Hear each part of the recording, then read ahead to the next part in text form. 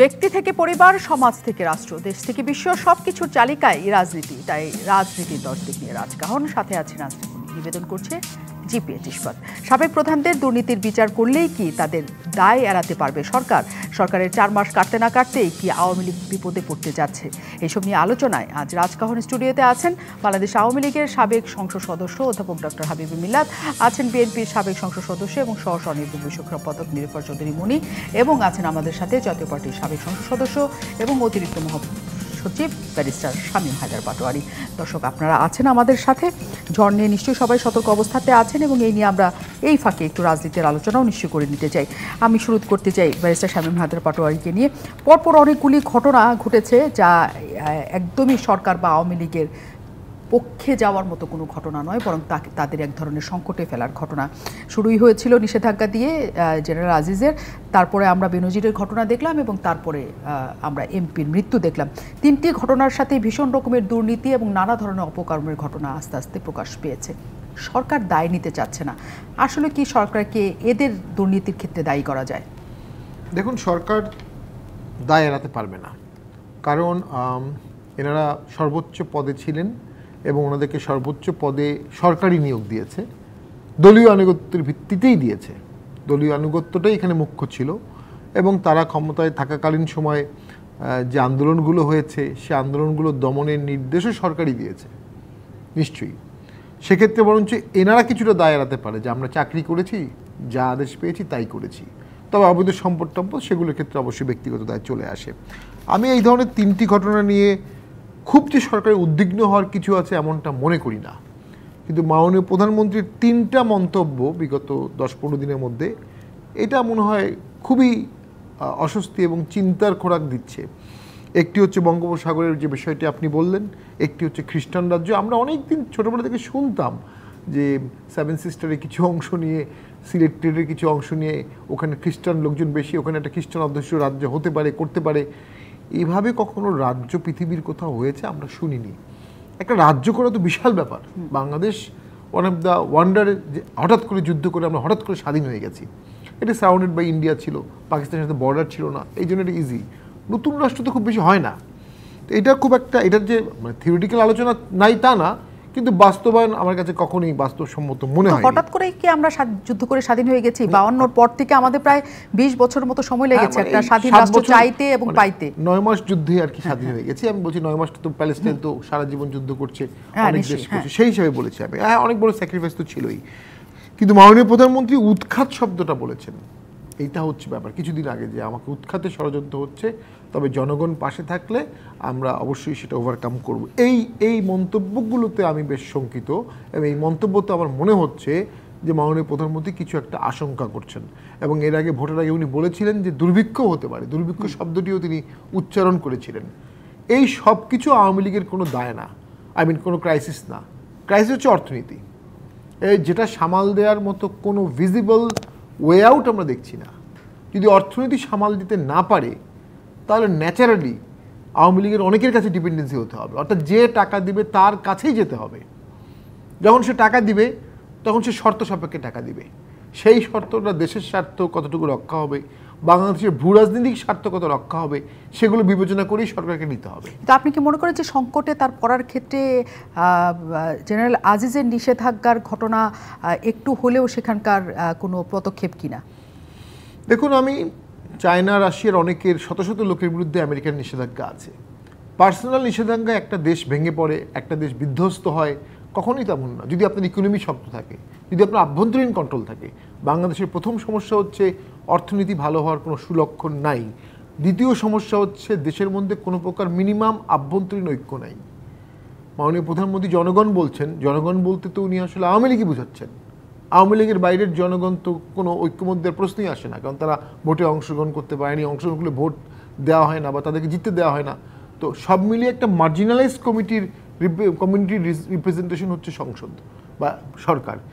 অতটুকু মার্জিনালাইজ কমিউনিটির রিপ্রেজেন্টেশন নিয়ে শুধুমাত্র পুলিশ প্রশাসনের ওপর নির্ভর করে অর্থনৈতিক ভঙ্গুর অবস্থায় কতটুকু একটা দেশ টিকে থাকতে পারে? অনেকগুলো সংখ্যা অর্থনৈতিক কারণে আসছে, অনৈক্যের কারণে আসছে। এই অনৈক্য তৈরির অসংখ্য সুযোগ আওয়ামী লীগ পেয়েছিল, কিন্তু আওয়ামী লীগ সেই সুযোগগুলো কখনোই গ্রহণ করেনি। নীলুফার চৌধুরী, এই নানা দিক থেকে নানা সংকটের মাঝখানে আপনারা আরেকটি বিষয় নিয়ে আসছেন যে আপনাদের আগে একটা আন্দোলনের জায়গা তো ছিলই, তখনও ছিল অবশ্যই এই দাবি যে বেগম খালেদা জিয়া এবং তারেক রহমান কেন্দ্রিক আপনাদের যে দাবিটা আছে, এবং আজকের একটি অনুষ্ঠান হয়েছে সেখানে একদম স্পষ্ট বলা হয়েছে যে জিয়া পরিবারকে বাঁচাতে হলে এই সরকারকে উৎখাত করা ছাড়া অন্য কোনো বিকল্প নাই। মানে জিয়া পরিবারকে বাঁচানোটাই সবচেয়ে আগে আপনাদের দরকার, নাকি আপনারা যে আন্দোলনের সাথে আছেন, জনগণের কথা বলে আন্দোলনের সাথে আছেন, সেটার দিকে আপনাদের আগ্রহ বেশি? ধন্যবাদ আপনাকে, যারা শুনছেন শুভেচ্ছা অভিনন্দন, আমার 200 আলোচকের শুভেচ্ছা। দেখেন, নেতৃত্ব একটা জিনিস, রাজনীতিতে নেতা ছাড়া রাজনীতি হয় না। তো আপনি যে কথাটা বলেছেন যে এই যে যা কিছু নাই, যা কিছু সমস্যা, এটাকে উদ্ধার করাই আমাদের কাজ, কিন্তু এটার সাথে যার মাধ্যমে উদ্ধারটা হবে, যার মাধ্যমে উৎখাতটা হবে, যার মাধ্যমে ভোটাধিকারটা ফিরিয়ে আনা যাবে, সেইখানে তার সেটা একটা ইম্পর্টেন্ট থিং। আমি এই জন্যই বলছি ইম্পর্টেন্ট থিং। কখনোই কোনো নেতৃত্ব ছাড়া কখনো কোনো দেশ, কোনো জাতি প্রতিষ্ঠিত লাভ করতে পারে নাই। আর এটা বাংলাদেশ জাতীয়তাবাদী দলের প্রতিষ্ঠাতা চেয়ারম্যান, এবং শুধু তাই না, এখনও ওই একটা পরিবারই এই দলটাকে ধারণ এবং বাহন হিসেবে সমস্ত বাংলাদেশকে এবং বিশ্বকে মেসেজ দিচ্ছে। সেখানে সেই পরিবারটা আজকে চরমভাবে হুমকির সম্মুখীন, চরমভাবে মৃত্যুর সাথে পাঞ্জা লড়ছে, শুধুমাত্র সরকারি রোষানলের জন্য, জিঘাংসার জন্য, প্রতিহিংসার জন্য। সেই জায়গায় যিনি বক্তৃতা দিয়েছেন, আমি ছিলাম সেই প্রোগ্রামে, উনি এই কথাটাকেই বোঝানোর চেষ্টা করেছেন যে দেশের গণতন্ত্রকে ফিরিয়ে আনার জন্য, ভোটাধিকারকে ফিরিয়ে আনার লক্ষ্যে কাজ করার জন্য এই পরিবারটার বিকল্প কিছু নাই। এই পরিবারটা আজকে চরম খারাপ অবস্থার মধ্যে আছে। সেইখানে ওই গণতন্ত্রের ভোটাধিকারের কথাই কিন্তু এই কথাটা আসছে। তার মানে বিএনপি কি আসলে পরিবার কেন্দ্রিক রাজনৈতিক দল? আমি এখানে পরিবার কেন্দ্রিকতার কথা আসছে না। তারা না থাকলে কোনোভাবে এই দল তাদের দাবি আদায় করতে পারবে না। আমি বলি আপনাকে, যেমন জাতীয়তাবাদকে একটা পরিবার বলা হয়, বাংলাদেশ জাতীয়তাবাদ বা আওয়ামী লীগকেও একটা পরিবার বলা হয়, জাতীয় পার্টিকেও একটা পরিবার বলা হয়, ঠিক ওইটা কি ছোট সংস্করণে এরকমই আসে।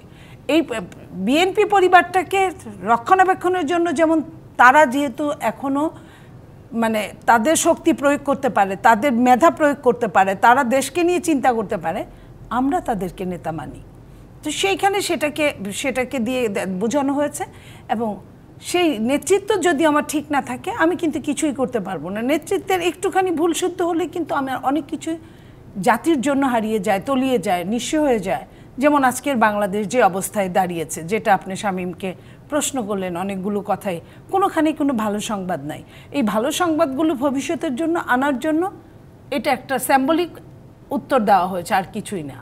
আপনি এটাকে সিম্বলিক ধরতে পারেন। আপনার কিন্তু এক সময় বলা হয়ে থাকে যে একটা রাজনৈতিক দল তো আসলে বছরের পর বছর যুগ ধরে শুধুমাত্র একটা পরিবারের উপর নির্ভরশীল কখনোই থাকে না। সেটা যখন মনে করবে, যেমন কে বলছে শুধু একটা পরিবারের সঙ্গে, তা না, আমিও কিন্তু ওই পরিবারের একটা অংশ। আমার মতো এরকম 200-400 আরও কিন্তু সমস্ত বাংলাদেশ ওই পরিবারের অংশ। সো যখন যার বিএনপির মহাসচিব ওই পরিবারের অংশ, বিএনপির মহাসচিব তো নিশ্চয় ওই পরিবার বলতে আপনি যেটা বোঝাচ্ছেন সেটা না।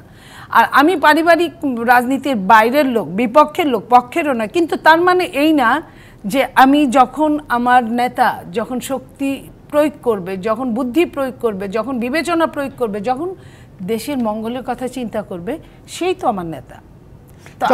যখন নেতারা বিপদে থাকে তখন অন্য নেতারা সেই হাল ধরেন, এমন কেউ নাই আপনাদের যে বিপদে? কেন হাল ধরেন নাই? মহাসচিব কি এত কিছু করছেন না? তার বয়সের ভারে অনেকটা নুজ্জ, তারপরেও কি জাতির জন্য, দেশের জন্য, দলের জন্য, গণতন্ত্রের জন্য করছেন? অবশ্যই করছে। ঠিক একই অবস্থা যেভাবে স্ট্যান্ডিং কমিটির মেম্বাররা অনেক বয়স হয়েছে, তারপরেও তারা। তার মানে আপনাদের সামনের আন্দোলন কি জিয়া পরিবারকে রক্ষা করা, নাকি আমাদের আন্দোলন ভোটাধিকারকে ফেরত আনা? বাংলা কথা, নিশিরাতের ভোট ছাড়া রাজনীতি, ভোট ছাড়া বিনা ভোটের আপনার সংসদ সদস্য 153-54 আসন, তো সেগুলোর বাইরে আমরা ভোটের জন্য কাজ করছি। ভোটের জন্য যে কাজ করবে, যার নেতৃত্ব সবাই মেনে নেবে। হতে পারে আমার কষ্ট দুঃখ থাকতে পারে, কিন্তু সবাই যেখানে মেনে নিচ্ছে, এটাই তো গণতন্ত্র। সেই গণতন্ত্র রক্ষার জন্য আমি জীবন দিতে পারি। এটা আমার কথা না, জেফারসনের কথা, যে আমি তার মতের সাথে একমত নাও হতে পারি, কিন্তু তার কথা বলার সুযোগ দিতে হবে, এবং সে যদি কাজ করে ওইভাবে, তার জন্য আমি সেই গণতন্ত্রের জন্য আমি আমার নিজেকে উৎসর্গ করতে পারি, এটাই গণতন্ত্র। সো সংখ্যাগরিষ্ঠ যেদিকে কথা বলবে সেটাকেই গণতন্ত্র হিসেবে আমি সাব্যস্ত করতে পারি, সেটা দলই হোক আর দেশই হোক।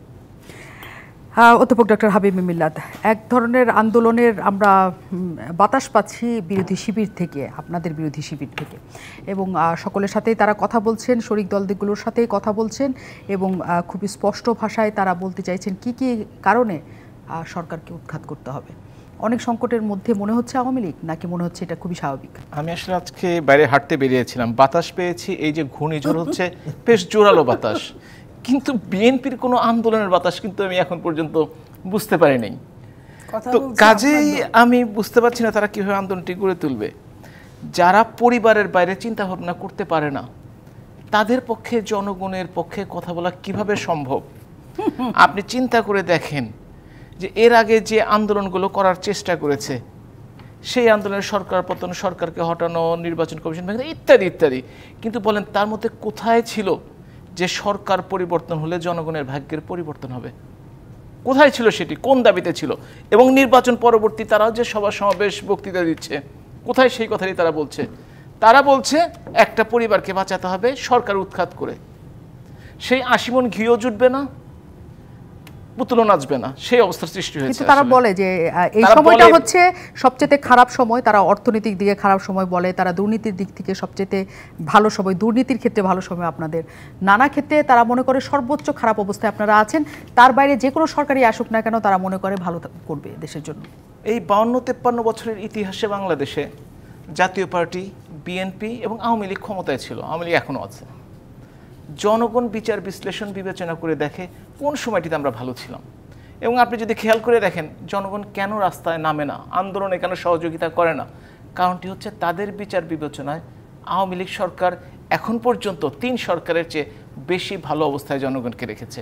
এই জন্যই আওয়ামী লীগের সাথে জনগণ আছে এবং আন্দোলনগুলো সফল হচ্ছে না। আরেকটা আন্দোলন না সফল হওয়ার কারণে মনিয়াপার সাথে সাধারণত একমত হই না, কিন্তু আজকে খুব বেশি করে একমত হতে ইচ্ছা করছে। কারণ উনি বলেছেন নেতা ছাড়া রাজনীতি হয় না, কথাটা একদম সত্য। উনি বলেছেন নেতৃত্বহীনতার জন্যই আন্দোলন সফল হয় না, কথাটা একদম সত্য। উনি যে সত্যটা বুঝতে পেরেছেন, এই জন্য ওনাকে ধন্যবাদ। কারণ বিএনপি এই যে গত ১.৫-২ বছর হলো যে আন্দোলন করার একটা প্রক্রিয়ার মধ্যে আছে, কিন্তু যোগ্য নেতা, দূরদর্শী নেতা না থাকার কারণে তারা কিন্তু সেই কাজটি করতে পারছে না। সুতরাং এইটা তাদের রিয়েলাইজেশন হয়েছে, কিন্তু রিয়েলাইজেশন হলে হবে কি, তারা তো পরিবারের বাইরে যেতে পারবে না। তারা পরিবার বাঁচাতে দরকার হলে সরকারকে উৎখাত করবে, অর্থাৎ আন্দোলন করবে না, সরাসরি কোনো অগণতান্ত্রিক পন্থায় এমন কিছু করে যাতে সরকারকে সরে যেতে হয়। অতীতে যেমন হয়েছে, ধরেন ৭৫-এর সেই দুঃখজনক ঘটনা, কিংবা যে সেনা অভ্যুত্থানগুলো হয়েছে সেই ধরনের, কিংবা অনির্বাচিত সরকার ক্ষমতায় আসা, এইগুলো নিয়ে ওনারা হয়তো চিন্তা ভাবনা করছেন। এই জন্যই আসলে আমার মনে হয় যে ওনারা উৎখাত করার চিন্তা করছেন। অধ্যাপক হাবিব মিল্লাত, তাদের একটা বক্তব্যের কথা হচ্ছে যে স্বৈর শাসককে হটাতে হলে তারা দরকার হলে অনেক দিন অপেক্ষা করবেন। ইতিহাসের অনেক স্বৈর শাসককে হটাতে অনেক অনেক বছর, যুগ যুগ অপেক্ষা করতে হয়েছে, তারা সেটা অপেক্ষা করবেন, এবং তারা মনে করেন এর মধ্যে কিছু না কিছু ঘটবে যে কারণে আওয়ামী লীগ সরকার বিপদে পড়বে। এই জেনারেল আজিজের নামে নিষেধাজ্ঞা, বেনজির আহমেদের এত ধন সম্পদের কথা, দুদকের তদন্ত, তার ক্রোক করা সম্পত্তি, একই সাথে যিনি এমপি মারা গেছেন, এইসব ঘটনা কি আসলে আওয়ামী লীগের শক্ত শিবিরে একটা নাড়া দিতে পারছে? আসলে সত্যিকার অর্থে ডক্টর বেনজির আহমেদ, তার সম্বন্ধে আজকে একটু শুনছিলাম, কেউ যেন বলছিল যে বিজ্ঞাপনে দেখে না মেদ ভুরি কী করি, তো ওনাকে লেখা আছে যে বেনজিরের এত বাড়ি আমরা কি করি। তো এখন কথা হচ্ছে উনি যদি অপরাধ করে থাকেন, যদিও অপরাধ পত্রিকায় এসছে, প্রমাণিত হয়নি এখন পর্যন্ত, প্রমাণিত হলে তার শাস্তি হওয়া উচিত বলে আমি মনে করি। তেমনি জেনারেল আজিজের বিরুদ্ধে কিন্তু যে স্যাংশনটি এসছে সেটি হচ্ছে যে সে আমেরিকায় যেতে পারবে না।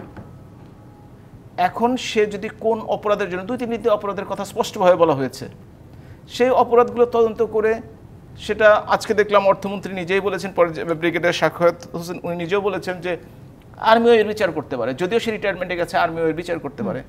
তবে আমি মনে করি আমাদের এই বাহিনীগুলোর সাথে স্বচ্ছতার জন্য, তাদের যে ইমেজ মহান মুক্তিযুদ্ধের সময় থেকে শুরু করে যে কোনো গণ আন্দোলনে কিংবা যে কোনো জনগণের পক্ষে, এই যে এখন ঘূর্ণিঝড় হচ্ছে, দেখবেন আর্মিরা কেমন করে নেমে গেছে, এই যে দেখবেন সারা পৃথিবীতে শান্তিরক্ষী বাহিনীতে কি সুনামটা অর্জন করছে, তাদের সুনাম ধরে রাখার জন্যই এদের বিচার হওয়া দরকার। কারণ তাদেরকে দিয়ে দেখা দরকার যে অন্যায় করে রিটায়ারমেন্টের কয়েক বছর পরে পার পাওয়া যায়। তারপরে আপনি বলছেন যে তাদের এই অন্যায়গুলো তাদের ব্যক্তিগত অন্যায়, এর সাথে আওয়ামী লীগ বা সরকারের কোনো রকমের সম্পৃক্ততা সংযুক্তি কিছু নাই? আওয়ামী লীগের সুবিধাভোগী হয়ে ক্ষমতার অপব্যবহার করেছে। তারা কি আওয়ামী লীগের সুবিধাভোগী হওয়ার কোনো কথা ছিল? তারা একটা বাহিনীর প্রধান না, সুবিধাভোগী ওই অর্থে যে আওয়ামী লীগের সময় তারা ক্ষমতা এসেছে। আওয়ামী লীগ যাচাই বাছাই করে, আপনি চিন্তা করে দেখেন, এর আগে এ পর্যন্ত 27 জন আইজিপি আছে, এখন যিনি তিনি 27 নাম্বার, 26 জনের নামে তো কিছু শুনিনি। সুতরাং যাচাই বাছাই করে ভালো মানুষের অনেক সময় পরিবর্তন হয়ে যায়। বেনজির আহমেদ হয়েছেন 17 জন সেনাবাহিনীর প্রধান, একজনের নামে শুনতে পাচ্ছি। আওয়ামী লীগের সময় তো আরো অনেক সেনাপ্রধান, অনেক আইজিপি হয়েছে, তাদের নামে তো শুনি। সুতরাং কারো ব্যক্তিগত দায় দায়িত্ব আওয়ামী লীগ আপনারা বলতে চাচ্ছেন ব্যক্তিগত দায় দায়িত্ব, কিন্তু প্রশ্ন উঠেছে যে তাদের কাছ থেকে আপনারা সুবিধা নিয়েছেন নানা ক্ষেত্রে, নানা খাতে, এবং সেই সুবিধার প্রেক্ষিতে তারাও তাদের মতো করে আদায় করে নিয়েছে সরকারের কাছ থেকে। দুই জিনিসটাই একে অন্যের জন্য ভালো করেছে কিনা সেই প্রশ্নও যেহেতু আছে, সেটা নিয়েও আমরা আলোচনা করতে চাই। তবে বিরতির পর ফিরে আবারও স্বাগত সবাইকে রাজকাহনে। আমরা আজ আলোচনা করছি সরকারের অস্তিত্বে বলেই কি আন্দোলনের হুমকি, অস্বস্তিতে আছে বলেই কি আন্দোলনের হুমকি কিনা, সেই প্রশ্নকে সামনে রেখে। এবং আমি ব্যারিস্টার শামীম হায়দার পাটোয়ারির কাছে যেতে চাই। ব্যারিস্টার শামীম হায়দার পাটোয়ারি, বলা হয়ে থাকে এই দুই বাহিনীর প্রধান কে নিয়ে যে তারা আসলে সরকারের উপকারভোগী ছিলেন এবং সরকারও তাদের কাছ থেকে নানা ধরনের সার্ভিস নিয়েছে। সেই সার্ভিসের প্রেক্ষিতে তারা তাদের সরকারকে দুই পক্ষকে ব্যবহার করেছে, কাজে সরকার দায় এড়াতে পারে না। আসলে কি সেটা সম্ভব? সরকারকে ব্যবহার করা সম্ভব কাউকে? সরকারকে ব্যবহার করা সম্ভব, এটা আমি দেখছি। দেশটা হচ্ছে গণপ্রজাতন্ত্রী বাংলাদেশ। এই গণপ্রজাতন্ত্রী বাংলাদেশের মানুষরা দুটো ভাগে বিভক্ত। এক ভাগ হবে পাবলিক সার্ভেন্ট, আরেক ভাগ হবে দেশের মালিক।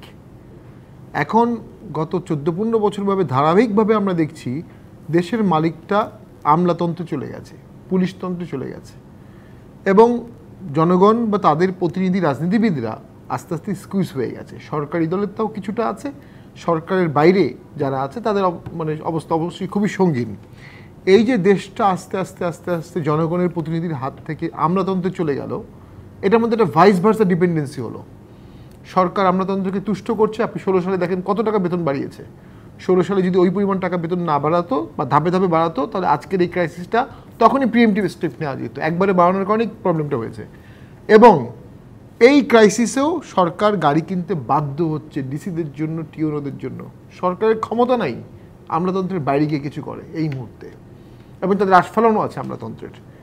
ওই যে সরকারের পারপাস সার্ভ করবে কারা, সরকারের প্রতি লয়াল কারা, এবং পদে এসে শপথ ভেঙে কারা এই পারপাসটা সার্ভ করেছে, এই ভাইস ভার্সা ডিপেন্ডেন্সি আছে। আগেও ছিল না তা না, আগেও ছিল।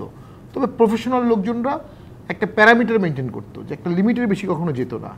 সেই প্যারামিটারটা ভেঙে গেছে। এটাই হয় যখন একটা দেশে একতরফা ভোট হয়, তখন ধাপে ধাপে সবগুলো প্যারামিটার নষ্ট হয়ে যায়। 14 সালের এই ভোটটা হওয়ার পরে ধাপে ধাপে এই সমস্ত প্যারামিটার নষ্ট হয়ে গেছে। কিন্তু কেউ যদি এককভাবে সেই সীমাটা লঙ্ঘন করে, সেই দায় কি আসলে সরকারকে দেওয়া যায়?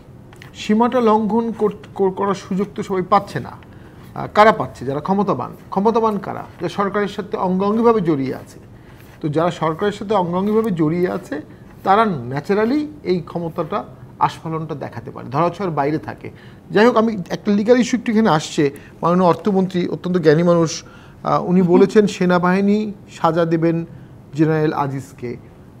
রিটায়ার্ড সেনা সদস্য থেকে তো মনে হয় না সেনাবাহিনীতে কোর্ট মার্শাল হতে পারে, কারণ তাহেরের মার্শাল লর সবচেয়ে বড় ডিফেক্টই ছিল এটা। সুপ্রিম কোর্ট বলেছে যে তিনি রিটায়ার্ড ছিলেন, কিন্তু কোর্ট মার্শালে তাকে সাজা দেওয়া হয়েছে। তো সেক্ষেত্রে আমার মনে হয় এটা একটা ডিশোল্ডারিং দ্য রেসপন্সিবিলিটি, যেটা আমাদের ইস্যু না, সেনাবাহিনীর ইস্যু।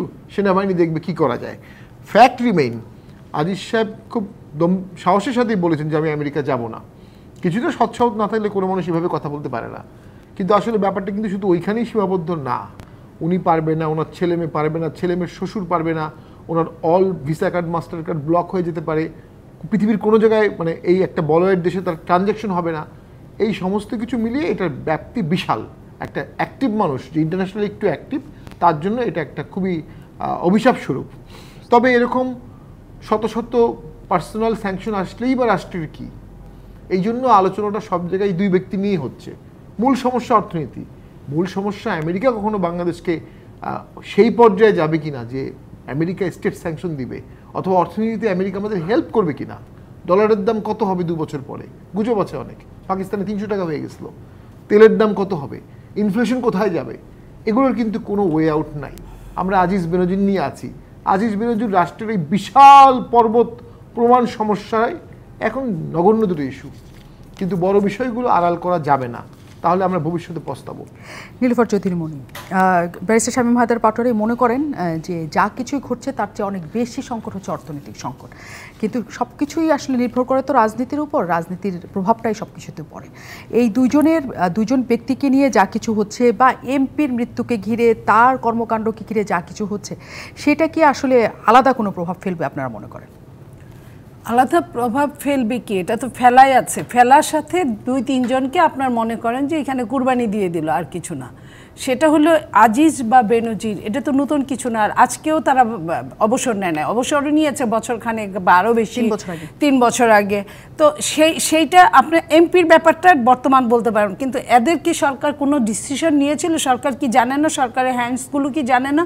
এই হাজার হাজার কোটি টাকা, শত শত কোটি টাকা, কারি টাকা, এত জায়গা জমি, এগুলো কি সরকারের দৃষ্টি এড়িয়ে গেছে? এদের পিছনে তো সবসময় শুধু কি ডিটেকটিভরা শুধু কি আমাদের মতো বিরোধী দলের পিছনেই থাকে, এদের পিছনে থাকে না? তো সরকার এখন এটা কেন করছে? তার মানে এই 2 জনকে আপনার কুরবানি দিয়ে বুঝাতে চাচ্ছে যে হ্যাঁ তোমরা নিষেধাজ্ঞা দিয়েছো, আমরা এটার বিচার করছি। আবার এটা যদি ধরি যে আমেরিকাকে সরকার 2 আনা দিয়েও পড়ছে না, তাহলে সরকার হঠাৎ করে এত তড়িঘড়ি করে এইসব কি করা শুরু করলো যে একটা অর্থমন্ত্রীর পর্যন্ত নড়েচড়ে বলতে হলো আজিজের বিচার সেনাবাহিনী করবে। আমি যদি শামীমের কথা ধরে নেই, বুদ্ধিমান অর্থমন্ত্রী তো অবুদ্ধিমানের মতো কথা বলতে পারে না, কিংবা বেনজিরের বিরুদ্ধে ব্যবস্থায় সরকার সম্মত।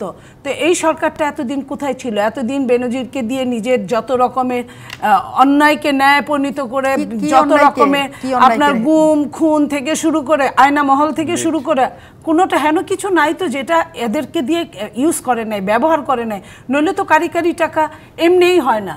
চোখ বন্ধ করে আপনার মনে পড়ে যে ফরিদপুরে একটা ছাত্রলীগের ছেলের বাড়িতে আপনার 2000 কোটি টাকা পাওয়া যাওয়া মানে বিশাল ব্যাপার। আপনার এটা তো এমনিই হয় না।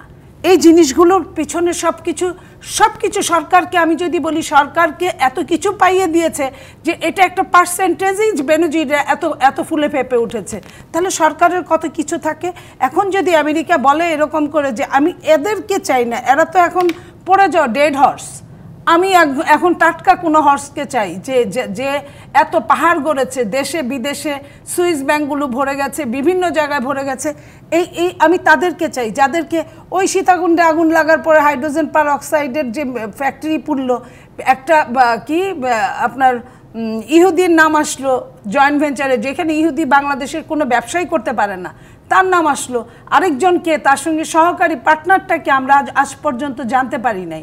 এই মানুষগুলো কারা? যারা নেপথ্যে থাকে, তাদেরকেও তো তারা জানতে পারে। তাদের যদি নাম উল্লেখ করে কালকে যদি স্যাংশন আসে, কারণ যারা স্যাংশন দেয় তাদের কাছে পর্যাপ্ত, শেষ করি, তাদের কাছে পর্যাপ্ত কিন্তু নথি থাকে, প্রমাণ থাকে। সেই প্রমাণের ভিত্তিতে ওই যে আল জাজিরা যা দেখিয়েছিল আপনার মনে আছে, তখন কিন্তু এটা বাংলাদেশের সরকার উড়িয়ে দিয়েছিল। আর এগুলা ফাজলামো, এগুলা অ্যাড দিয়ে করিয়েছে। অ্যাড দিয়েই যদি করিয়ে থাকে তাহলে এখন কেন এগুলার আস্তে আস্তে করে এই বিচারগুলো এইভাবে উঠে আসছে? আর আমি যদি আরও বলি, যেটা আপনার এই যে একটা এমপি যাকে বলে 3-3বারের জনপ্রিয়, বিশাল জনপ্রিয় এমপি, যেটা ওবায়দুল কাদের নিজে বলে যে তার অপরাধী হিসাবে জানি না, তাকে আমরা জনপ্রিয়তা দেখে মনোনয়ন দিয়েছি। জনপ্রিয়তার আগে যার নামে ইন্টারপোলের রেড ওয়ারেন্ট নোটিশ ছিল 7/8/2008 জাতীয় দৈনিকগুলোতে প্রকাশিত হয়েছিল, সেটা কি তারা দেখে নাই? এখন যখন দিলীপ বড়ুয়ার মতো একজন মানুষ যখন বলে যে 80% এই সংসদে এমপিরা চুরাচার কারবারে জড়িত, তখন এখন এই কথাগুলো আসার পরে যদি পত্রিকায় দেখি, কেন পত্রিকাওয়ালারা, সাংবাদিকরা এতদিন কোথায় ছিল? এই 3বারের এমপি, 2বারের এমপি যে এত সোনা চোরাচালান, এত আপনার হুন্ডির ব্যবসা, এইসব সরকার হুন্ডির জন্য বিএনপিকে দোষে, আমি শেষ করি আপা, হুন্ডির জন্য বিএনপিকে দোষে, অথচ দেখেন তাদের এমপি মন্ত্রীরা হুন্ডির ব্যবসা করতে গিয়ে জীবন দিয়ে পারে পর্যন্ত, এবং এইটা সেই নতুন কিছু না। সবশেষে এক তারা প্রশ্ন কত করি হাজার হাজার কোটি টাকার ব্যাপার, 4000 কোটি টাকা কিন্তু হাতেই ছিল। তারপরেও ব্যক্তিগতভাবে এই দায় কি আসলেও পুরোটা সরকারের উপর চাপানো যায়? আপনার সরকার যদি আজকে যদি আপনি একটুখানি অন্যায়কে প্রশ্রয় দেন, কালকে তার ডাবল দিতে হবে, পরশুদিন তার ডাবল দিতে হবে। সরকার যদি আইনের অনুশাসন থাকতো তাহলে কি হতো না? এই যে যেমন ধরেন আমি বলি, মিল্লাত ভাই যে কথাটা বললো, পরিবারের বাইরে বিএনপি চিন্তা করে না। আচ্ছা, বিএনপি যদি পরিবারের বাইরে চিন্তা না করে থাকে, বিএনপির খালেদা জিয়ার পরিবারের কয়জন এমপি ছিল আপনি দেখান। আর যখন শেখ পরিবারের, ওনারাও তো একজন সেই পরিবারের, ওনারা কতজন? প্রায় 50 জন। এটা কিন্তু আমার কথা না, বিভিন্ন মিডিয়ার কথা, যে আত্মীয় স্বজন মিলে প্রায় 50 জন, 300 এমপির 50 জন ওনারা আছে। আত্মীয়তা থাকলে এমপি আছে, আত্মীয়তা না থাকলে এমপি থাকে না। আপনি বুঝেন এটাকে বলে পরিবারতন্ত্র, এর বাইরে পরিবারতন্ত্র হয় না। ডক্টর হাবিবে মিল্লাত, প্রশ্ন মুনিয়াপাটা জানার আগে আমি আপনার কাছ থেকে জানি, সেটা হচ্ছে এই যে অভিযোগ তোলা হয় যে সবাইকে আপনারা ব্যবহার করেছেন, এখন তাদের ব্যবহার করা যায় না বলে আপনারা ছুঁড়ে ফেলে দিয়েছেন এবং তাদের বিরুদ্ধে বিচারের নামে প্রহসন করছেন, মানে এটা এক ধরনের আই ওয়াশ যাকে বলা হয়, আসলেও তাই, তাদের ব্যবহার করেছেন নানাভাবে আপনারা। যদি আপনার কথাটি সত্য হয়ে থাকে তাহলে একজন রিটায়ারমেন্টে গেছেন 2021 সনে, আর একজন গেছেন 22 সনে, তাদেরকে বিচারের আওতায় আনতে এতদিন সময় লাগবে কেন? না, এখন বাইরে থেকে যেহেতু চাপ, আপনারা কাজে আই ওয়াশ করছেন। বেনজির আহমেদের বিরুদ্ধে বাইরে থেকে কি চাপ আছে আমি এখন পর্যন্ত জানি না। তিনি যখন দায়িত্বে ছিলেন র্যাবের, তখন তার উপর স্যাংশন এসেছিল, এইটা আমি জানি। কিন্তু তারপরে তিনি আমেরিকা থেকে ঘুরে আসার পরে তার উপরে কোনো চাপ ছিল বলে, আমি তার পক্ষের লোক নই, আমি সত্য বলার চেষ্টা করছি, আমি তো কোনো চাপ টাপ দেখিনি আসল কথা। তবে হ্যাঁ, মানুষের কখনো কখনো সদিচ্ছাকে কেউ কেউ দোষ হিসেবে দেখার চেষ্টা করেন, বিরোধীরা সবসময়। মাননীয় প্রধানমন্ত্রী যখন দেখলেন বাংলাদেশে সরকারি কর্মচারীদের মধ্যে অর্থনৈতিক কারণে দুর্নীতির প্রভাব বাড়ার চেষ্টা হচ্ছে বা অতীতকাল থেকে সেই সামরিক শাসনের সময় থেকে চলে আসছে, তখন তিনি বেতন 100% বাড়িয়ে দিলেন। এ কারণেই যে তাদের পরিবারকে নিয়ে তাদের চিন্তা করতে হবে না, তারা ভালোভাবে দেশের জন্য কাজ করতে পারবেন। এই সদিচ্ছাকে হয়তো বা কেউ কেউ খারাপভাবে ব্যবহার করেছেন, কিন্তু অধিকাংশ অফিসার করে নাই। সুতরাং এই সদিচ্ছা বলার দরকার নাই, তাদেরকে বাড়িয়ে দেওয়া হয়েছে। আরেকটি কথা, আমি তো আর্মির লোক না এবং আর্মির সাথে তেমন সম্পর্কও নাই, কিন্তু ব্রিগেডিয়ার জেনারেল যিনি সাখাওয়াত হোসেন নির্বাচন কমিশনার ছিলেন, আপনি জানেন, তিনি একটু আগেই বলতে শুনলাম যে সেনাবাহিনীতে রিটায়ারমেন্ট করার পরও শাস্তির বিধান আছে। সুতরাং অর্থমন্ত্রী জ্ঞানী কি অজ্ঞান মানুষ সেটা আসলে বিবেচনা হচ্ছে আইনটি আমি জানি কিনা। উনি আর্মির লোক, উনি যদি আইন জেনে থাকেন, সেটা যে জনসমক্ষ বলে থাকেন, আমি সেটা বিশ্বাস করি এবং আমি বলি সেই আইনটি আছে তাহলে। আর দ্বিতীয়ত, কর্নেল তাহের সম্বন্ধে যে কথাটি বলা হয়েছে, তাকে আমি শুনেছি কোর্ট মার্শাল দেওয়া হয়নি একটি মাত্র কারণে, যে তিনি শারীরিকভাবে পঙ্গু বলাটা শব্দটি বলা ঠিক হলো কিনা, থাকার কারণে তাকে দেওয়া হয়নি। সুতরাং একটার সাথে আর একটা গুলিয়ে মেলা খুব একটা ঠিক হবে বলে আমি মনে করি না। আপনি একটা জিনিস খেয়াল করে দেখেন যে প্রভাবের কথা, একটা কথা যে ফরিদপুরের একটা ছাত্রলীগের বাসায় 200,000 কোটি টাকা বা 200 কোটি কিছু একটা বলেছেন, কার বাসায় পাওয়া গেছে আসলে এখন পর্যন্ত কিন্তু জানা যায়নি। কিন্তু মুখরোচক গল্প কিংবা ধরেন কি বলে ক্যারেক্টার অ্যাসাসিন করার জন্য মিডিয়া অনেক সময় অনেক কিছু করে থাকে, কিন্তু প্রমাণ না পাওয়ার জন্য কিন্তু সেটা সবসময় সেটাকে দেখা যায় না। তবে সাথে আর একটা কথা বলে রাখি, এই যে আনোয়ার আজিম, তাকে আমি ভালো করে চিনি, 10 বছর একসাথে ছিলাম। প্রথম যখন সংসদে ছিলাম তিনি আমাদের জাস্ট পিছনে বসতেন, পরবর্তী সংসদে উল্টো দিকে বসতেন। তো 7-8 সনের যে কথাটি বলা হয়, আপনি যদি পিছনে ফিরে যেতে চান, একজন মানুষ মারা গেছে, এত দুঃখজনক মৃত্যু, সত্যি আন্তরিকভাবে আমরা দুঃখিত। যে কোনো অপরাধীর কারোই এরকম মৃত্যু আমরা আশা করি না। মুশকিল হয়েছে যে ওনার কিন্তু রাজনৈতিক শুরু হয়েছিল বিএনপিতে, বিএনপির মাধ্যমে কিন্তু ওই পৌরসভার কাউন্সিলর হয়েছিলেন এবং বিএনপির সময় পৌরসভার চেয়ারম্যান নির্বাচন করে পরাজিত হয়েছিলেন। পরবর্তীকালে 7 এবং 8 সালের দিকে যখন তার গুরু ওই এলাকার এমপি, বিএনপির এমপি আওয়ামী লীগে জয়েন করে, তার সাথে তিনি আওয়ামী লীগ জয়েন করেন। তিনি 96 সালে আওয়ামী লীগের দিকে জয়েন করেন। কে? এমপি আনার। নো, 96 সে জয়েন করে না, সে জয়েন করে সে 7 এই যে তত্ত্বাবধায়ক যে বিএনপির সময়টাতে ছিল, সেটা 2001 থেকে 2006 পর্যন্ত সে দেশে বাইরে পালিয়েছিল।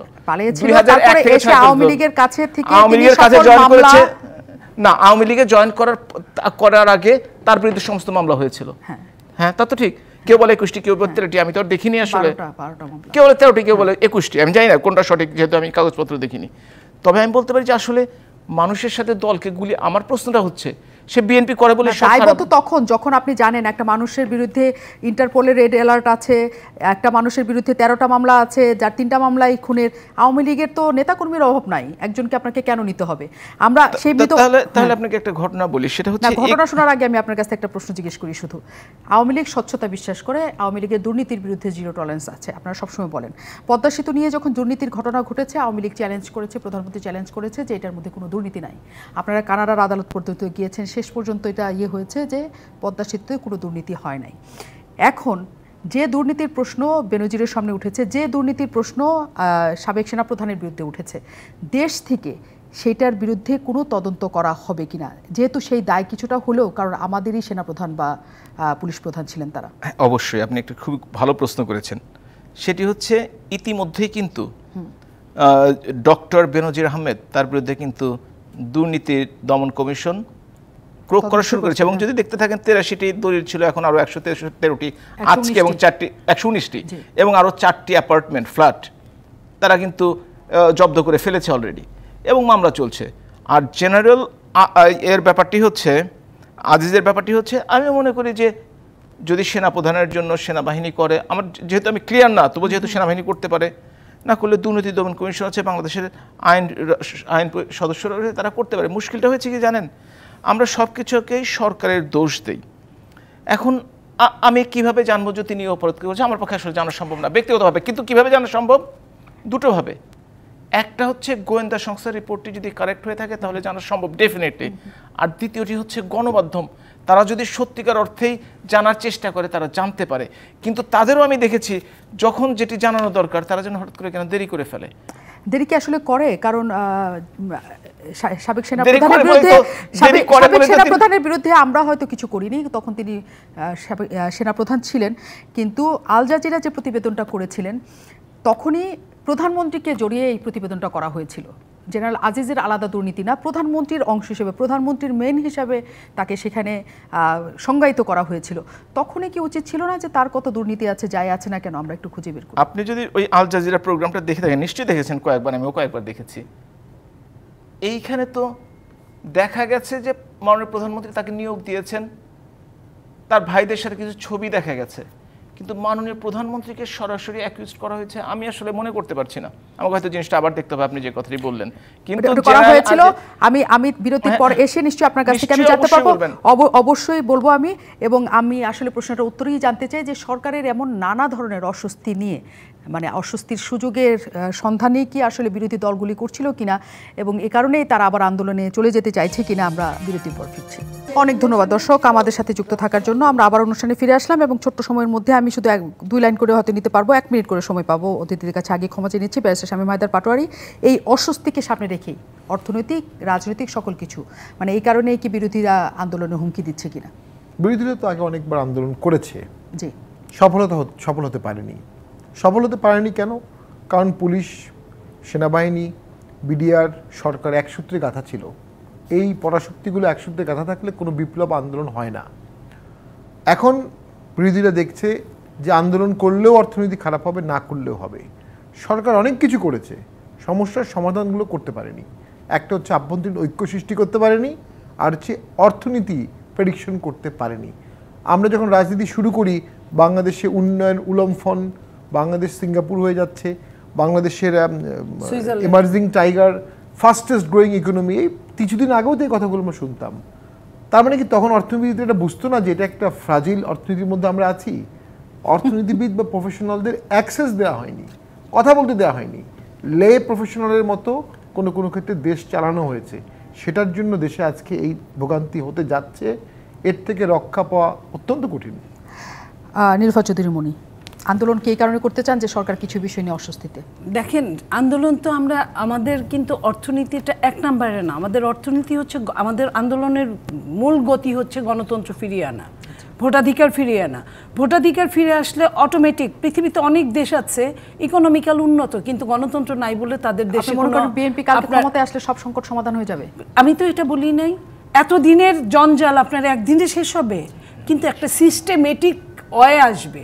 এই যে মুখে আস্ফালন করার ভেতরে ভেতরে হলো গিয়া সত্যিকার অর্থে 100 বিলিয়ন 100.63 বিলিয়ন হলো এখন ঋণ, আরও 4-5-6 মাস আগে ছিল 23-এর শেষ দিকে। আর সেই ঋণের আমি যদি বলি আমার সম্পদ আছে কত, আপনার গভর্নর বলে 13 বিলিয়ন, আপনার ওবায়দুল কাদের বলে 19 বিলিয়ন 18 বিলিয়ন। আমি যদি দুইটার মাঝখানেও ধরে নিই আমার 3 মাসের আপনার গচ্ছিত নাই। সেই জায়গায় আমি যদি বলি যে আমি এই করেছি ওই করেছি, দেশের ডলার একদিনে 7 টাকা বাড়ে। একটা দেশের কেন্দ্রীয় ব্যাংকে 7 টাকা যখন অস্বস্তির কারণেই আপনারা আন্দোলনটা আবার নতুন করে করতে চাচ্ছেন। রাজনৈতিক স্থিতিশীলতাই মেইন। রাজনৈতিক স্থিতিশীলতা আসলে অর্থনৈতিক স্থিতিশীলতা 10 মিলে করি কাজ হারি জিতি নাহিলাজ, এটাই হলো কথা। না কেউ একবেলা অনেক কাজ করা যায়, স্থিতিশীলতা আসবে বলছে। আসলে কি সবাই চান্স নিতে চায়, বিএনপির অবস্থাটা এরকমই যে কোনো অস্বস্তিকর পরিবেশ হলে তারা একটু উৎসাহিত হয়, খুশি হয়। যেমন ধরেন নিরাপদ সড়ক আন্দোলনের সময় তারা কিন্তু খুব খুশি হয়ে ঝাঁপিয়ে পড়ার চেষ্টা করেছিল, সফল হয় নাই। কোটা বিরোধী আন্দোলনের সময় তারা একই কাজ করেছিল, সফল হয় নাই। হেফাজতের সময় প্রায় লাফিয়ে পড়েছিল, সফল হয় নাই। অস্বস্তিতে ফেলে আর যাই হোক আওয়ামী লীগকে কাবু করা সম্ভব হবে না। মানে আপনারা এই সংকট উঠতে যেতে পারবেন মনে হচ্ছে? বড় সংকট নয় তো, কারণ উত্তর যাওয়া তো এর চেয়ে অনেক বড় সংকট আওয়ামী লীগের সামনে আসছে। অর্থনৈতিক সংকটটা বড় সংকট মনে হচ্ছে না? অর্থনৈতিক সংকটের চ্যালেঞ্জ আছে, চ্যালেঞ্জ প্রত্যেকটি সরকারের আছে। যে চ্যালেঞ্জকে উত্তরাতে পারে সেই তো সফল, এবং ইনশাআল্লাহ আওয়ামী লীগ সরকার সফল হবে। জোট করে তারা আন্দোলনে নামতে চাইছে। জোট করুক, এককভাবে নামুক, সবাইকে নিয়ে নামুক, প্ল্যান করতে থাকুক। প্ল্যান করতে যদি 17 বছর লেগে যায়, আরো কত বছর লাগবে সেটা। তারপরে এই মাঝখানে আপনারা কোনো আলোচনা তাদের সাথে করবেন না? আপনারা দেখবেন যে আন্দোলন হোক। আলোচনাপত্র তারা বন্ধ করে দিয়েছে, তারা তাদের দাবি মেনে নেয়, আলোচনায় অংশগ্রহণ করতে হবে। গণতান্ত্রিক বিশ্বে এইটি কোথাও হয়নি, কোনোদিন হবেও না। অনেক অনেক ধন্যবাদ। আমরা নিশ্চয়ই ঝড়ের খবরাখবরও কিছুক্ষণের মধ্যে পেয়ে যাব, কারণ ঝড় আঘাত এনেছে অনেক আগে এবং পুরো রাত জুড়ে নিশ্চয়ই সেটার অস্তিত্ব থাকবে। সেই খবর নিয়েও নিশ্চয়ই ফিরবো এবং রাজকারণের